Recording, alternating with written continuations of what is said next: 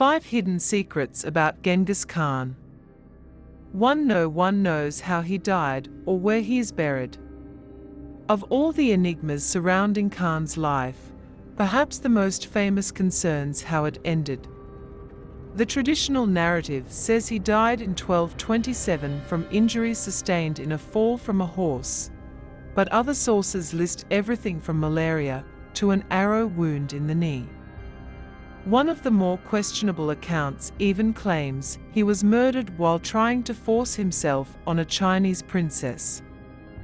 However he died, the Khan took great pains to keep his final resting place a secret. 2. He was responsible for the deaths of as many as 40 million people. While it's impossible to know for sure how many people perished during the Mongol conquests, many historians put the number at somewhere around 40 million. Censuses from the Middle Ages show that the population of China plummeted by tens of millions during Khan's lifetime, and scholars estimate that he may have killed a full 3/4 of modern-day Iran's population during his war with the Khwarezmid Empire. All told, the Mongols' attacks may have reduced the entire world population by as much as 11%. 3. The Soviets tried to snuff out his memory in Mongolia. Genghis Khan is now seen as a national hero and founding father of Mongolia, but during the era of Soviet rule in the 20th century, the mere mention of his name was banned. Hoping to stamp out all traces of Mongolian nationalism, the Soviets tried to suppress the Khan's memory by removing his story from school textbooks and forbidding people from making pilgrimages to his birthplace in Kentai. Genghis Khan was eventually restored to Mongolian history after the country won independence in the early 1990s, and has since become a recurring motif in art and popular culture.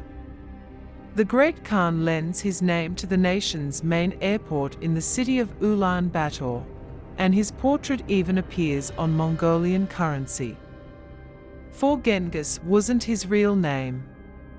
The man who would become the Great Khan of the Mongols was born along the banks of the Onan River sometime around 1162 and originally named Temujin, which means of iron or blacksmith. He didn't get the honorific name Genghis Khan until 1206, when he was proclaimed leader of the Mongols at a tribal meeting known as a Kurultai. While Khan is a traditional title meaning leader or ruler, historians are still unsure of the origins of Genghis. It may have meant ocean or just, but in context, it is usually translated as supreme ruler or universal ruler. 5. He had a rough childhood. From an early age, Genghis was forced to contend with the brutality of life on the Mongolian steppe. Rival Tatars poisoned his father when he was only 9, and his own tribe later expelled his family and left his mother to raise her 7 children alone. Genghis grew up hunting and foraging to survive, and as an adolescent, he may have even murdered his own half-brother in a dispute over food.